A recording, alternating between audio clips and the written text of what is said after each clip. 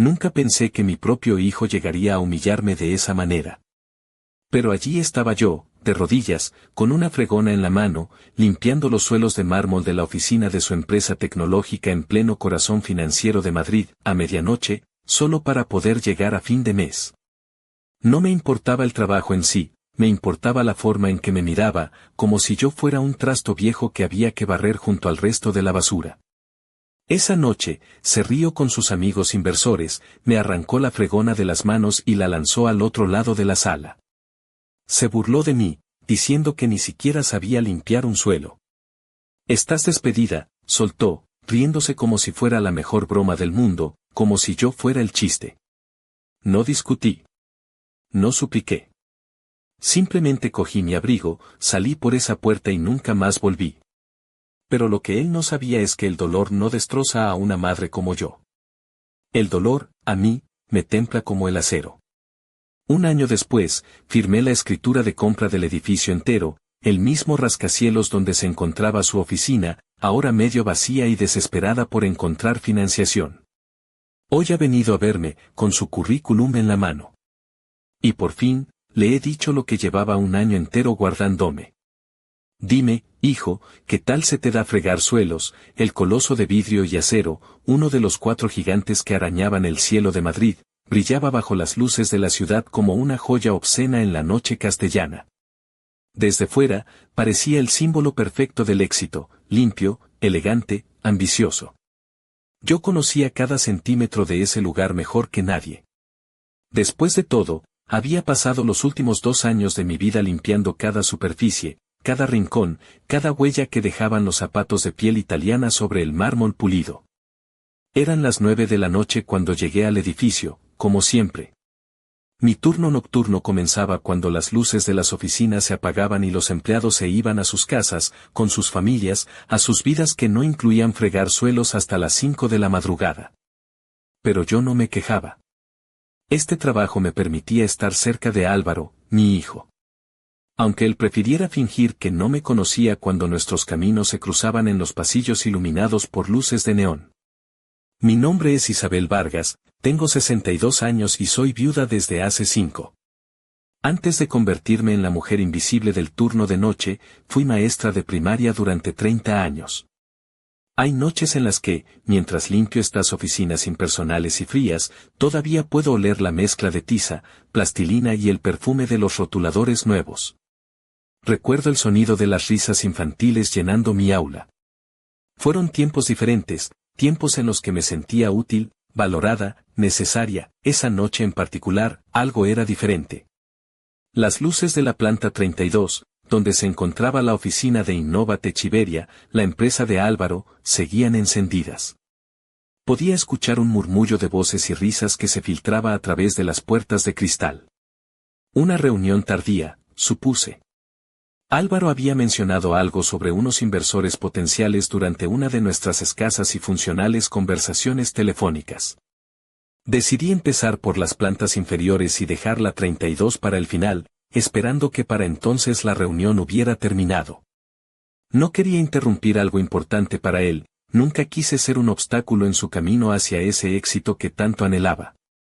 Mientras arrastraba mi carrito de limpieza por el vestíbulo, no pude evitar pensar en cómo había llegado hasta aquí.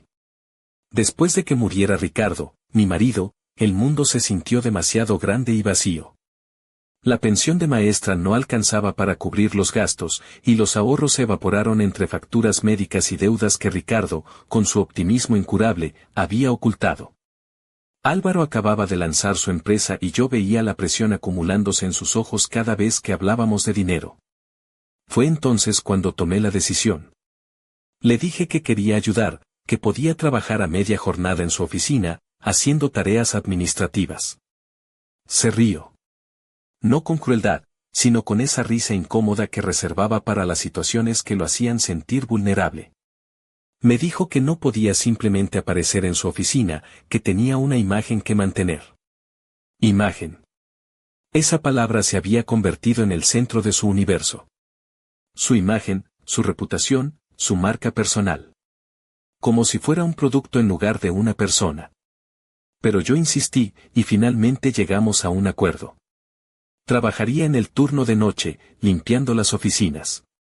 De esa manera, podría ayudar con los gastos y estar cerca de él sin comprometer su imagen.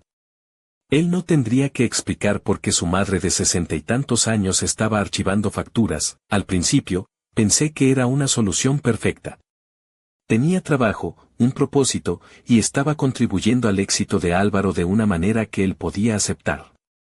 Pero con el tiempo, comencé a darme cuenta de que para él, yo no era su madre trabajando en el edificio. Era, simplemente, la señora de la limpieza que, por casualidad, sabía su nombre. Esa noche, mientras subía planta por planta, el eco de la fiesta en la 32 seguía resonando. Decidí limpiar los baños de la planta 31 y esperar un poco más. Pero entonces escuché algo que me hizo detenerme en seco. Era la voz de Álvaro, nítida y clara, procedente de la escalera de emergencia. Estaba hablando con alguien, probablemente uno de los inversores, y su tono era el que usaba cuando quería impresionar, seguro, ligeramente presuntuoso. Presumía de mantener el edificio impecable, de tener el mejor servicio de limpieza de la ciudad. Una pausa, y luego una voz desconocida preguntó algo que no pude distinguir. Álvaro se rió. Ah, ella, dijo, es solo nuestra conserje. No la conozco mucho. Solo hace su trabajo y se va. La fregona se me resbaló de las manos y cayó al suelo con un estrépito metálico que resonó por el pasillo vacío. Por un momento, el mundo se detuvo. Sus palabras rebotaban en mi mente como ecos en una caverna vacía. Asterisco es solo nuestra conserje. No la conozco mucho asterisco. 62 años de vida, 30 de enseñanza, 5 de viudez, 2 de limpiar su edificio cada noche, y para él, yo era simplemente la conserje. No Isabel Vargas. No su madre. Solo una mujer anónima con una fregona. Recogí la fregona con manos temblorosas y seguí limpiando, pero algo se había roto dentro de mí. Una grieta pequeña pero profunda se había abierto en mi pecho, y con cada pasada de la fregona sobre el suelo, esa grieta se hacía más grande. Una hora después, cuando finalmente subí a la planta 32, la reunión aún continuaba. Podía ver a través de las puertas de cristal a Álvaro, gesticulando animadamente frente a un grupo de hombres y mujeres impecablemente vestidos. Decidí limpiar los baños y el área común rápidamente, manteniendo un perfil bajo. Pero el destino tenía otros planes. Estaba pasando la fregona cerca de la sala de conferencias cuando la puerta se abrió de repente. Un hombre mayor, vestido con un traje de corte perfecto, salió y casi tropezó conmigo. Oh, disculpe, dije instintivamente, retrocediendo con mi carrito. No se preocupe, respondió el hombre con una sonrisa amable. Trabajando hasta tarde, ¿eh? Antes de que pudiera responder, Álvaro apareció detrás de él, y su expresión cambió al instante cuando me vio. Sus ojos se llenaron de algo que reconocí demasiado bien, vergüenza. Señor Morales, dijo, permítame presentarle a nuestro. Álvaro titubeó, y vi cómo luchaba con las palabras. Esta es Isabel, nuestra empleada de limpieza. Asterisco nuestra empleada de limpieza asterisco. No mi madre. No Isabel Vargas. Solo una descripción de funciones. El señor Morales asintió cortésmente hacia mí antes de volverse hacia Álvaro. Excelente servicio, el edificio siempre está impecable. Sí, bueno, murmuró Álvaro, claramente incómodo. Isabel, ¿podrías tal vez terminar esto más tarde? Estamos en medio de una reunión importante. Había algo en su tono, una dureza que no había escuchado antes, que me hizo dar un paso atrás. Pero antes de que pudiera responder, otros inversores comenzaron a salir de la sala de conferencias. Una mujer joven, con una americana de un rojo intenso que parecía cortada a láser y unos tacones de aguja que hacían un ruido afilado y peligroso sobre el mármol, se acercó a nosotros. Álvaro, queríamos preguntarte sobre, comenzó, pero se detuvo cuando me vio. Oh, lo siento, no sabía que había alguien más aquí. No hay problema, dijo Álvaro rápidamente. Solo es el personal de limpieza. Ella ya se iba. Asterisco solo es el personal de limpieza asterisco. Las palabras me golpearon como bofetadas físicas, una tras otra. En ese momento, algo cerró. Álvaro, murmuré, mi voz apenas un susurro. No, su voz se elevó, y todo su cuerpo se tensó. Ni siquiera sabes limpiar los suelos correctamente. Antes de que pudiera procesar lo que estaba pasando, se abalanzó sobre mí y me arrancó la fregona de las manos con una fuerza que casi me hizo caer. La sostuvo en alto, como si fuera la prueba irrefutable de mi incompetencia, la evidencia de mi inutilidad. «Mirad esto», exclamó dirigiéndose a los inversores, agitando el palo de la fregona como un demente. «Charcos por todas partes. ¿A esto le llamáis trabajo profesional?». Podía ver las caras de los inversores, algunas incómodas, otras simplemente observando el espectáculo como si estuvieran en el teatro.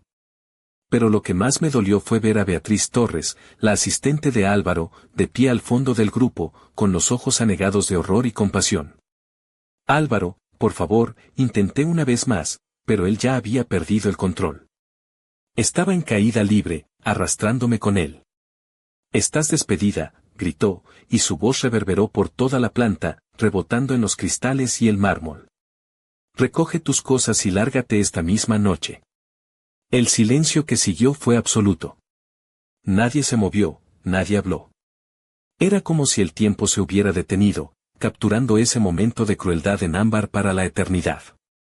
Miré a mi hijo, a ese hombre de 33 años que había crecido en mis brazos, que había llorado en mi hombro cuando otros niños se burlaban de él en el patio del colegio, que había corrido hacia mí con cada pequeño triunfo y cada fracaso devastador. Y ya no lo reconocía. «Muy bien», dije finalmente, mi voz más firme de lo que esperaba. «Muy bien, Álvaro». Me acerqué a él, y por un instante, pensé que tal vez se daría cuenta de lo que había hecho, que quizás el hijo que cría aparecería detrás de esa máscara de ambición y vergüenza. Pero cuando extendí la mano para recuperar mi fregona, él se apartó. «Puedes quedártela», dije con una calma gélida. «Parece que la necesitas más que yo». Sin otra palabra, empujé mi carrito hacia el ascensor. Podía sentir todas las miradas clavadas en mi espalda, pero la mantuve recta y la cabeza alta. No les daría la satisfacción de verme derrumbarme. No allí. No ahora. Mientras esperaba el ascensor, escuché a Álvaro intentando recuperar el control de la situación detrás de mí. «Bueno, como pueden ver, mantenemos unos estándares muy altos aquí. No toleramos nada menos que la excelencia». Las puertas del ascensor se abrieron y entré con mi carrito. Cuando se cerraron, finalmente permití que las lágrimas llegaran. Pero no eran lágrimas de tristeza. Eran lágrimas de algo más profundo, más complicado. Eran lágrimas de una madre que acababa de ver morir algo en su hijo. Y quizás, también, en ella misma, esa noche, después de recoger mis pocas pertenencias de la taquilla del sótano, conduje hasta mi pequeño apartamento en Usera en un silencio sepulcral. No puse la radio. No llamé a nadie. No lloré más. Simplemente conduje a través de las calles vacías de Madrid, viendo las luces de la ciudad reflejarse en el parabrisas como estrellas distantes y frías. Una vez en casa, me senté en la mesa de la cocina con una taza de manzanilla que se enfrió sin que la tocara. En mis manos tenía el cheque del finiquito que habían dejado en mi taquilla. Un sobre delgado con mi nombre escrito en la letra impersonal de contabilidad. Era dinero suficiente para sobrevivir unos meses si era cuidadosa. Suficiente para buscar otro trabajo, otro comienzo modesto en algún lugar donde nadie me conociera como la madre de Álvaro Vargas o la señora de la limpieza. Pero mientras miraba ese cheque, algo diferente comenzó a crecer en mi pecho. No era ira, la ira era demasiado caliente, demasiado destructiva. Era algo más frío, más calculado. Era determinación. Por primera vez en 5 años, desde la muerte de Ricardo, comencé a pensar en lo que yo quería, no en lo que otros necesitaban de mí. Comencé a recordar sueños que había enterrado bajo capas de responsabilidad y sacrificio. Comencé a recordar quién era Isabel Vargas antes de convertirse en viuda, antes de convertirse en madre desesperada, antes de convertirse en la mujer invisible con la fregona. Me quedé despierta hasta el amanecer, no fregando los suelos de otra persona, sino planeando cómo construir algo propio sobre la base sólida de mi propia dignidad recuperada. El sol salió sobre los tejados de Madrid, tiñendo el cielo de un naranja polvoriento, y con él, una nueva versión de mí misma comenzó a tomar forma. El sol se alzaba lentamente sobre Madrid mientras yo permanecía sentada en la mesa de la cocina, el cheque del finiquito aún entre mis dedos. Las primeras luces doradas se filtraban por las persianas baratas de mi apartamento, iluminando las migajas de una cena que no recordaba haber comido y tazas de manzanilla fría que había preparado pero nunca bebido. Había algo extrañamente liberador en ese amanecer. Por primera vez en 2 años, no tenía que preocuparme por llegar a tiempo al edificio de Álvaro. No tenía que cargar mi carrito de limpieza por pasillos donde mi propio hijo fingía no conocerme. No tenía que soportar esa sensación constante de ser invisible mientras limpiaba las huellas de personas que me veían como parte del mobiliario. Pero la libertad, descubrí, también daba miedo. Los primeros días después del despido pasaron en una extraña neblina. Me levantaba a las mismas horas, preparaba el mismo desayuno, me vestía con la misma ropa que usaba para ir al trabajo. Pero en lugar de dirigirme al paseo de la Castellana, me quedaba en casa, vagando por mi pequeño apartamento como un fantasma que no sabía que había muerto. El teléfono no sonó. Álvaro no llamó para disculparse, para explicar, para preguntarme cómo estaba. Parte de mí había esperado, o tal vez deseado, que se diera cuenta de lo que había hecho, que la culpa lo carcomiera por dentro hasta que no tuviera más opción que buscarme. Pero el silencio se extendió día tras día, hasta que dejé de sobresaltarme cada vez que sonaba el timbre del apartamento. Fue el jueves de la segunda semana cuando finalmente salí de casa para algo más que hacer la compra. El centro cívico de mi barrio, en Usera, siempre había sido un refugio para mí, especialmente después de la muerte de Ricardo. Era allí donde había comenzado a hacer trabajo voluntario, leyendo cuentos a los niños los sábados por la mañana y ayudando con las clases de alfabetización para adultos los miércoles por la noche. Era un trabajo que me recordaba por qué había elegido ser maestra en primer lugar, la pura satisfacción de ver la comprensión iluminando el rostro de alguien. Esa tarde había llegado temprano para la sesión de lectura. Los niños no llegarían hasta dentro de 1 hora, pero necesitaba estar en un lugar que se sintiera como un propósito, aunque fuera prestado. Me senté en una de las sillas pequeñas de plástico azul, rodeada de libros ilustrados y carteles con el abecedario. Y por primera vez en 2 semanas, me sentí casi como yo misma. Isabel. ¿Isabel Vargas? La voz me hizo levantar la vista de Donde viven los monstruos, el libro que había estado hojeando sin realmente leer. Un hombre mayor se acercaba con una sonrisa amplia y familiar, aunque me tomó un momento ubicarlo. Julián. Me puse de pie, genuinamente sorprendida. Julián Herrero, el mismo que viste y calza, dijo con esa risa ronca que recordaba de hace años, aunque con un poco más de canas y un poco menos de pelo. Julián había sido el portero del edificio donde Ricardo y yo vivimos durante nuestros primeros años de matrimonio, un hombre trabajador con manos que podían arreglar cualquier cosa y una paciencia infinita para inquilinos nerviosos como yo, que llamaba por cada grifo que goteaba. Después de que nos mudamos a nuestra casa, habíamos perdido el contacto, pero ocasionalmente nos cruzábamos en el mercado o en eventos del barrio. ¿Qué haces por aquí?, le pregunté, genuinamente curiosa. Vengo 2 veces por semana para el programa de manitas, explicó, señalando hacia el fondo del centro. Enseño a la gente mayor a arreglar cosas básicas en sus casas, grifos, enchufes, ese tipo de cosas. A veces, la mejor forma de no sentirse inútil es ser útil para otros, ¿no crees?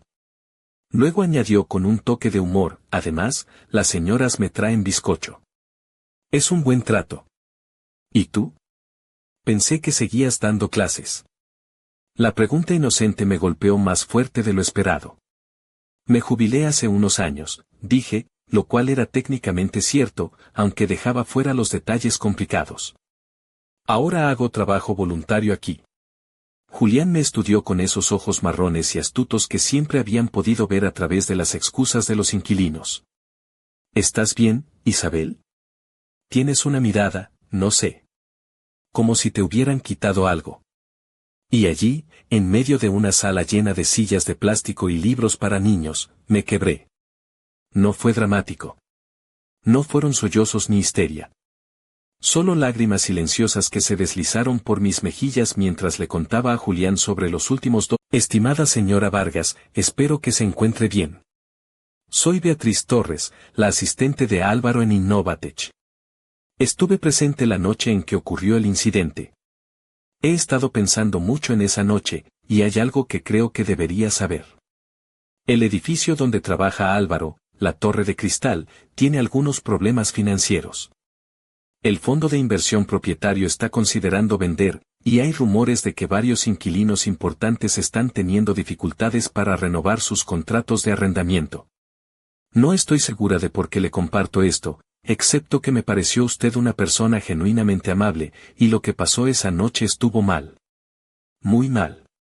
Si alguna vez quiere más información sobre esto, o si simplemente necesita hablar con alguien que vio lo que realmente pasó, mi número está abajo, con todo mi respeto, Beatriz Torres. Leí el correo electrónico 3 veces antes de que las implicaciones realmente se asentaran en mi mente. ¿La Torre de Cristal, en venta? El gigante de acero y vidrio que dominaba el horizonte de Madrid, el símbolo del éxito de mi hijo, ¿podría estar en apuros? El edificio que yo había limpiado cada noche durante 2 años, donde conocía cada grieta en el techo y cada mancha rebelde en las alfombras. Le mostré el correo a Julián esa misma tarde, en una pequeña cafetería de nuestro barrio que olía a café recién hecho y a tostadas con aceite. Él se ajustó las gafas de leer, esas que siempre llevaba colgadas del cuello, y leyó el mensaje en silencio, frunciendo el ceño. Interesante, murmuró, dejando el teléfono sobre la mesa. Un fondo de inversión, ¿eh? Esos son como tiburones, Isabel. Huelen la sangre a kilómetros. Si están pensando en vender, es porque el barco se está hundiendo. Me miró con esa expresión que no pude descifrar del todo. ¿Sabes cuánto podría costar un monstruo así? Ni idea, respondí. 1 millonada, supongo. Un pastizal que, desde luego, yo no tengo. Quizás no tanto como piensas, dijo Julián lentamente. Si de verdad está en problemas, si los inquilinos se están yendo, el precio podría ser más razonable. Hizo una pausa, removiendo su café con leche con una cucharilla. ¿Qué?, le pregunté, sintiendo un nudo de expectación en el estómago. ¿Has pensado en contactar a un abogado inmobiliario? Solo para hacer algunas preguntas, sin compromiso. La idea era tan absurda que casi me reí. Julián, por favor. Soy una maestra jubilada con un finiquito. No soy Ana Botín. No, dijo con esa sonrisa pícara que había aprendido a reconocer como el preludio de algún plan descabellado. Eres una mujer que conoce ese edificio mejor que nadie, que tiene experiencia tratando con gente y situaciones complicadas. Y que tiene el dinero del seguro de Ricardo, que podría ser exactamente la cantidad correcta para una entrada. Esa noche me quedé despierta hasta muy tarde, navegando por internet en mi viejo portátil. Busqué abogados inmobiliarios en Madrid, leí sobre préstamos comerciales, estudié listados de propiedades en Idealista hasta que se me cansaron los ojos. Por primera vez desde la muerte de Ricardo, me sentí como si estuviera construyendo algo, en lugar de simplemente sobrevivir. Al día siguiente, con el corazón martillándome en el pecho, llamé al número que Beatriz había incluido en su correo. Beatriz, habla Isabel Vargas.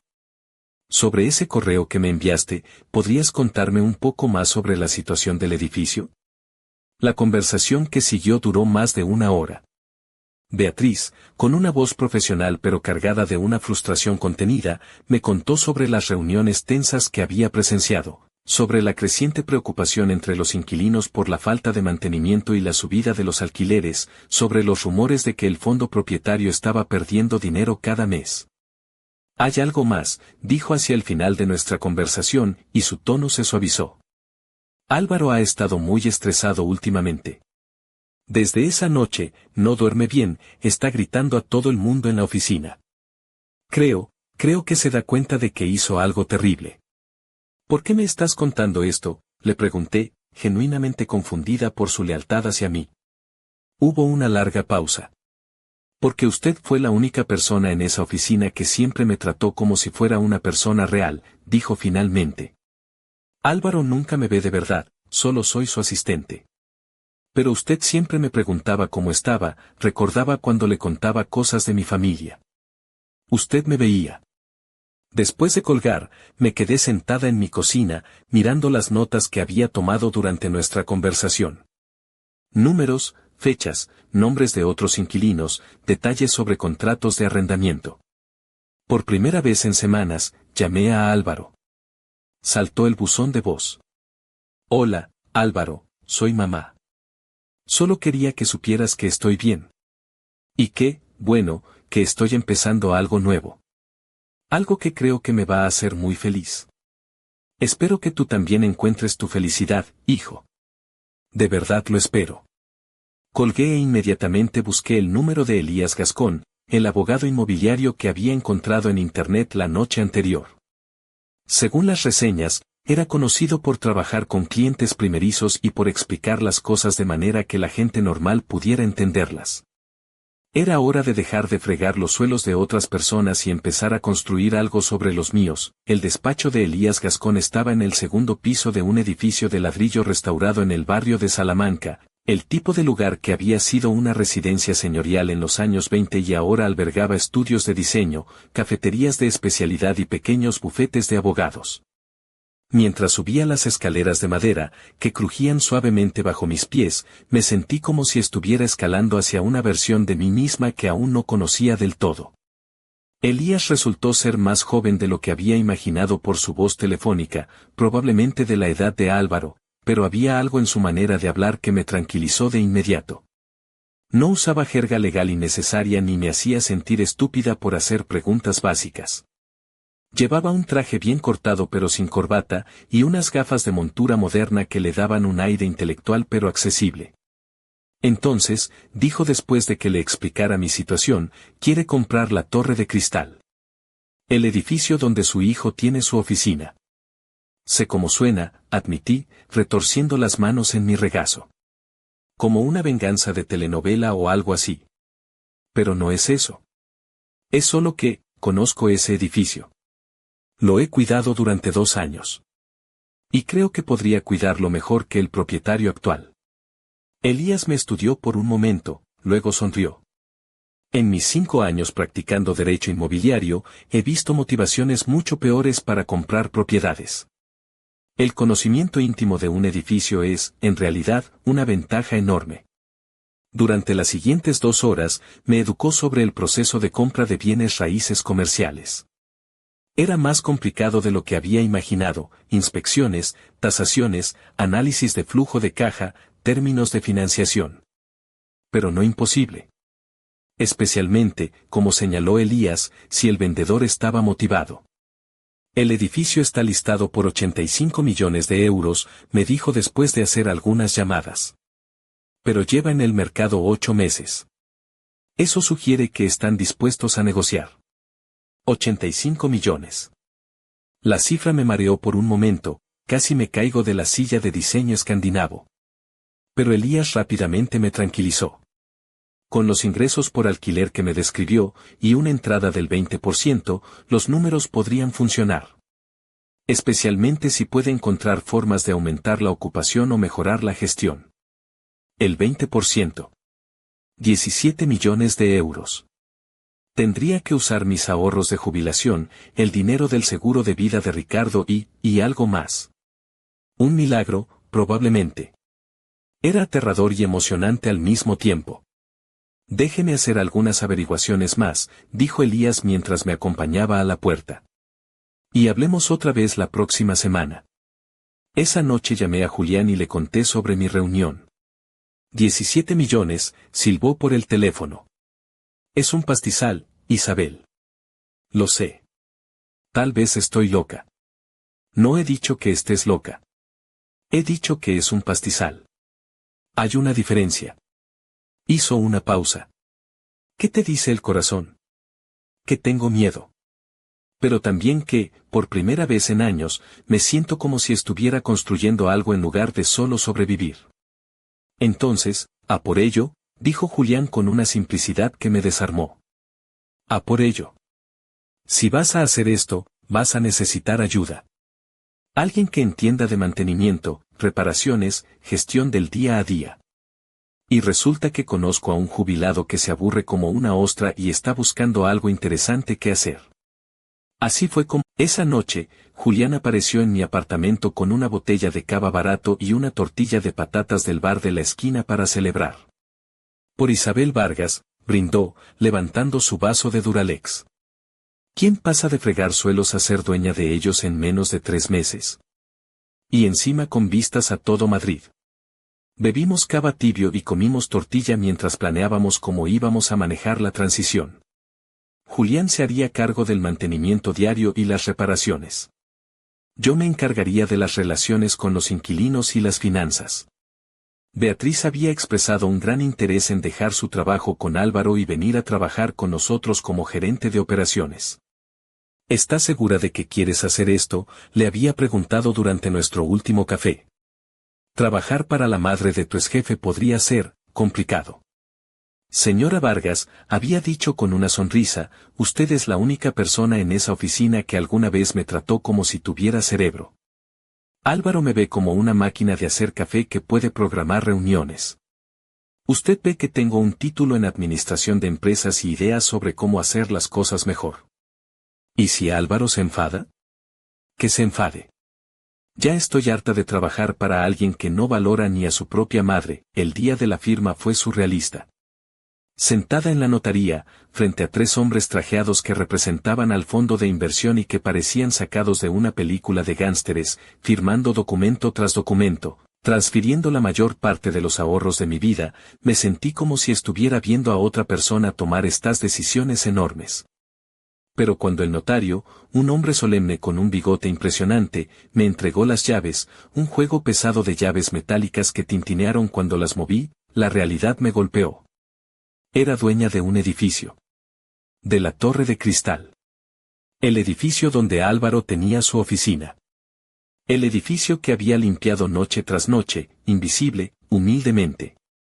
Cuando va a notificar a los inquilinos sobre el cambio de propiedad, preguntó Elías mientras guardábamos los documentos.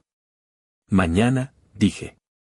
Quiero que sea oficial antes de que empiecen los rumores. Esa noche, Julián, Beatriz y yo nos sentamos en mi cocina, escribiendo cartas personalizadas para cada inquilino. Decidimos ser directos pero profesionales. Los nuevos propietarios se presentarían, explicarían su visión para mejorar el edificio y programarían reuniones individuales para discutir cualquier preocupación. Para Álvaro escribí una carta separada, estimado señor Vargas, como probablemente ya sabrá, el edificio Torre de Cristal, en Paseo de la Castellana 259, ha cambiado de propietario. Vargas Property Management se complace en informarle de que ahora somos los propietarios y operadores de esta propiedad. Valoramos a todos nuestros inquilinos y esperamos continuar nuestra relación profesional. Por favor, programe una reunión con nosotros a su conveniencia para discutir su contrato de arrendamiento y cualquier necesidad que pueda tener. Atentamente, Isabel Vargas, presidenta, Vargas Property Management. Leí la carta 5 veces antes de meterla en el sobre. No mencionaba nuestra relación personal. No era vengativa ni cruel. Era simplemente profesional, directa y clara sobre quién estaba ahora al mando. Al día siguiente, Julián y yo entregamos las cartas personalmente. Visitamos cada oficina, nos presentamos a los inquilinos y explicamos nuestros planes para mejorar el mantenimiento y el servicio. Las reacciones fueron, en su mayoría, positivas. Los inquilinos habían estado frustrados con la gestión anterior, y la promesa de propietarios que realmente se preocuparan por el edificio fue bien recibida. Guardé la oficina de Álvaro para el final. Cuando llegamos a la planta 32, Beatriz estaba empaquetando sus cosas en cajas. Había presentado su renuncia esa mañana, con efecto inmediato. ¿Está él aquí?, pregunté. En su oficina, con la puerta cerrada, respondió. Ha estado así desde que llegó la carta. Respiré hondo y me acerqué a la puerta de cristal de su oficina. Podía verlo sentado en su escritorio, mirando la carta que le había escrito. Se veía más joven de alguna manera, menos seguro de sí mismo que la imagen pulida que había proyectado durante la reunión con los inversores. Toqué suavemente la puerta. Álvaro levantó la vista, y nuestros ojos se encontraron por primera vez desde aquella noche terrible. Vi sorpresa, confusión y algo que podría haber sido vergüenza cruzar por su rostro. Lentamente, se acercó a la puerta y la abrió. Mamá, dijo, su voz apenas un susurro. Hola, Álvaro, respondí con calma. ¿Podemos hablar? El silencio que siguió se extendió entre nosotros como un abismo. Álvaro me miraba como si fuera un fantasma que había aparecido para atormentarlo, sus ojos moviéndose entre mi rostro y la carta en sus manos. Detrás de él, podía ver su oficina, el mismo espacio elegante que había limpiado tantas noches, ahora desordenado con papeles y tazas de café vacías. ¿Cómo? Comenzó, luego se detuvo, sacudiendo la cabeza. ¿Eres realmente la nueva propietaria? Sí, dije simplemente. Soy la nueva propietaria. Álvaro se apartó de la puerta, gesticulando vagamente hacia las sillas frente a su escritorio. Entré en la oficina que conocía tan bien. Había limpiado esas ventanas cientos de veces, había pasado la aspiradora sobre esa alfombra, había sacado brillo a ese escritorio de caoba. Pero ahora estaba allí como algo completamente diferente. Como su casera. ¿Cuándo? Preguntó, dejándose caer en su silla. ¿Cómo pudiste? ¿El dinero? Firmé ayer, dije, sentándome en la silla que había estado reservada para clientes importantes, inversores, personas que Álvaro consideraba dignas de su tiempo. En cuanto al dinero, usé mis ahorros de jubilación y el seguro de vida de tu padre. Álvaro palideció. Mamá, no puedes haber gastado todo el dinero de papá en esto. Ese dinero era para tu seguridad, para tu futuro. Este es mi futuro, Álvaro. Había practicado este momento en mi mente docenas de veces durante las últimas semanas, pero la realidad era diferente, más cruda, más dolorosa. Ver a mi hijo, este hombre que había creado, alimentado, enseñado a caminar y a hablar, luchando para procesar que su madre, la mujer que había despedido públicamente como personal de limpieza incompetente, ahora controlaba el techo sobre su cabeza. ¿Por qué? Preguntó finalmente. ¿Es por venganza? ¿Por qué te despedí? La pregunta me dolió más de lo que esperaba. No porque fuera cruel, sino porque reveló cuán poco me conocía realmente. No, Álvaro. No es venganza. Me incliné hacia adelante, manteniendo mi voz firme pero suave. Es porque conozco este edificio. Lo he cuidado durante 2 años. Conozco cada grieta, cada problema, cada inquilino. Y puedo hacerlo mejor. ¿Mejor que qué? Mejor que esconder manchas bajo alfombras. Mejor que ignorar quejas de mantenimiento. Mejor que tratar a las personas como si fueran invisibles. Álvaro se encogió como si lo hubiera abofeteado. Mira, sobre esa noche, yo estaba bajo mucha presión. Los inversores, la empresa, no iba tan bien como había proyectado. Y cuando te vi allí, decidiste que era más fácil fingir que no me conocías. No sabía qué hacer, su voz se elevó, luego se controló rápidamente. Había estado hablando sobre mi imagen profesional, sobre cómo había construido esta empresa desde cero, y de repente, allí estaba mi madre, con una fregona. Tu madre, que había estado limpiando tu oficina gratis durante 2 años. No era gratis, te pagábamos. Me pagabais el salario mínimo para trabajar de noche, limpiando suelos, Álvaro. Lo hacía porque quería estar cerca de ti, porque quería ayudar. Pero tú lo convertiste en algo de lo que avergonzarte. Álvaro se quedó callado, mirando sus manos. Cuando habló de nuevo, su voz era apenas audible. Los inversores se retiraron después de esa noche. ¿Qué? Después de lo que pasó, uno de ellos me llamó.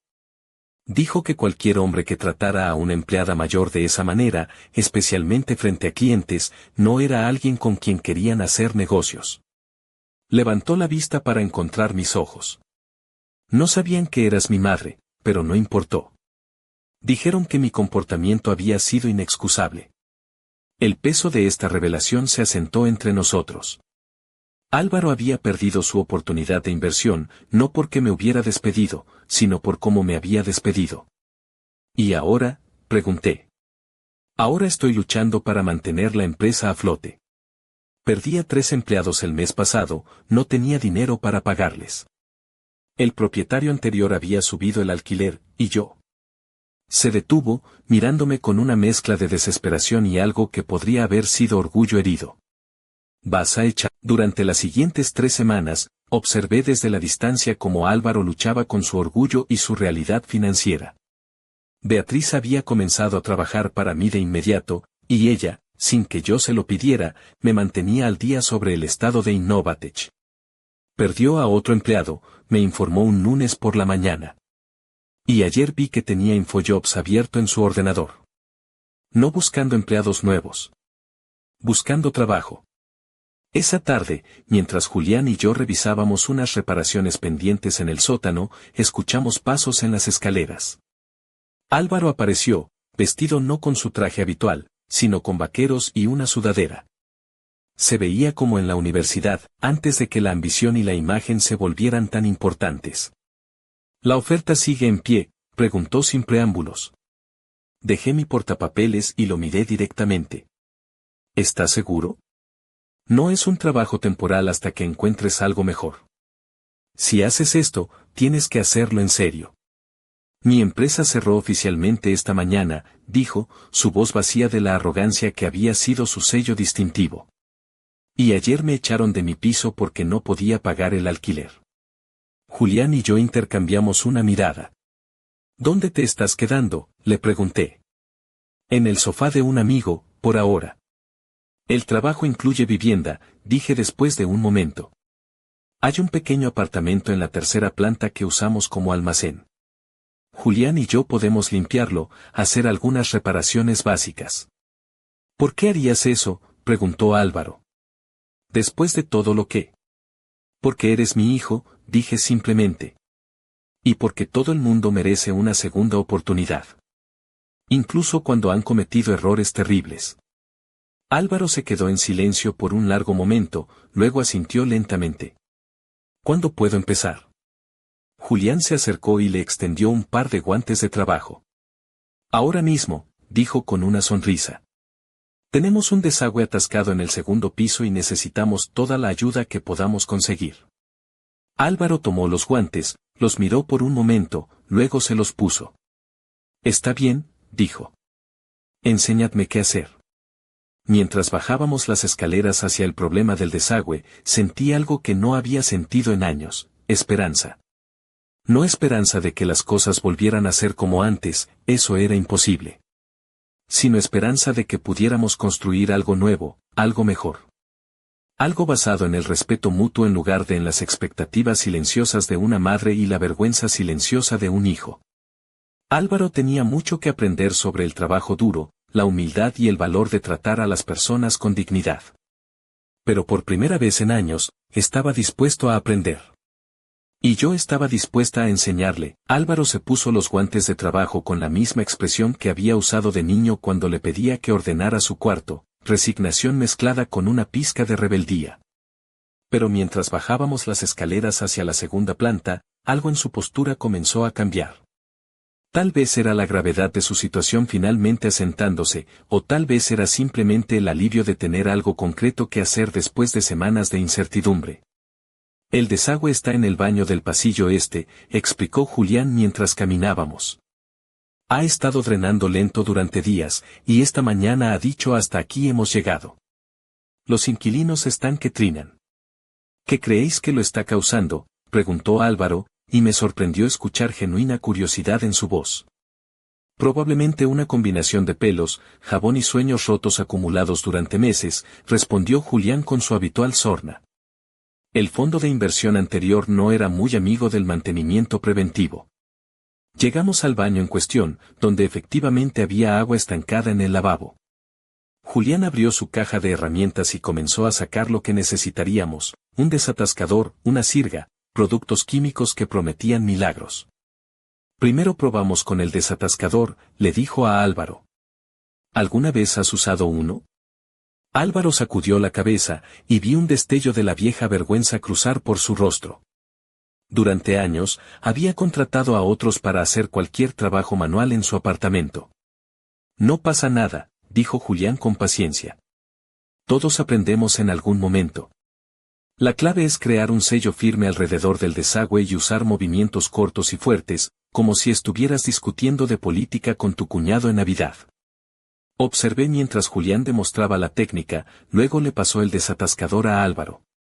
Los primeros intentos de mi hijo fueron torpes, salpicando agua por todas partes, pero Julián lo corrigió con amabilidad en lugar de frustración. Así, mira, dijo, guiando las manos de Álvaro. Siente la resistencia y luego empuja a través de ella. Después de varios minutos, escuchamos el sonido satisfactorio del agua finalmente drenando. Funcionó, Álvaro sonó genuinamente sorprendido y complacido. La primera de muchas pequeñas victorias, dijo Julián con una sonrisa. Este trabajo se trata de resolver problemas, uno a la vez. Durante las siguientes semanas, establecimos una rutina. Álvaro llegaba cada mañana a las 8 en punto, vestido con la ropa de trabajo que habíamos comprado, vaqueros resistentes, camisas de trabajo, botas con suela de goma. Julián lo llevaba a través de las tareas diarias, revisar sistemas de calefacción, cambiar bombillas, reparar cerraduras pegajosas, mantener las áreas comunes limpias. Al principio, Álvaro era un desastre. Se las arreglaba para cortar mal las tuberías, pintar fuera de las líneas y crear más problemas de los que resolvía. Pero tenía algo que muchos de los trabajadores temporales que habíamos tenido carecían, estaba genuinamente tratando de aprender. ¿Por qué esta llave es diferente de esa?, preguntaba, estudiando las herramientas como si fueran código informático que necesitaba descifrar. ¿Qué tipo de pintura usamos para los pasillos versus los baños? ¿Cuándo sabemos que necesitamos llamar a un profesional en lugar de intentar arreglarlo nosotros mismos? Julián resultó ser un maestro natural, respondiendo cada pregunta con paciencia y demostrando técnicas hasta que Álvaro las entendía. Había algo hermoso en observar a estos dos hombres trabajar juntos, uno con décadas de experiencia, el otro hambriento de probar que podía hacer algo con sus manos además de escribir en un teclado. Pero fue Beatriz quien proporcionó el verdadero test de carácter de Álvaro. Una tarde de mediados de enero, ella se acercó a mí con una expresión preocupada. «Necesito hablar contigo sobre Álvaro», dijo. Mi corazón se hundió. «¿Qué ha hecho?» «Nada malo», se apresuró a aclarar. «Es solo que, bueno, ayer me vio luchando con unas cajas pesadas de suministros de oficina». En lugar de fingir que no me veía, como habría hecho antes, se acercó y me ayudó sin que se lo pidiera. Eso suena como algo bueno. Lo es. Pero lo que realmente me sorprendió fue lo que pasó después. Me preguntó sobre mi trabajo, sobre si estaba contenta aquí, sobre mis ideas para mejorar la eficiencia de nuestras operaciones. Hizo una pausa. En 2 años trabajando como su asistente, nunca me había preguntado mi opinión sobre nada. ¿Y qué le dijiste? Le dije la verdad. Que trabajar aquí se siente como trabajar con alguien en lugar de para alguien. Que tú me tratas como si mis ideas importaran. Se detuvo, luego agregó más suavemente, y le dije que pensaba que él era afortunado de tener una segunda oportunidad para aprender eso. ¿Cómo reaccionó? Se quedó callado por un largo tiempo. Luego dijo que tenía razón.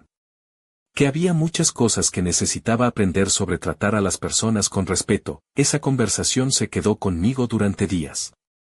Estaba viendo señales de un cambio real en Álvaro, pero parte de mí tenía miedo de esperanzarse demasiado. Había sido herida tan profundamente por su rechazo que proteger mi corazón se había vuelto instintivo. El verdadero punto de inflexión llegó en una fría noche de febrero.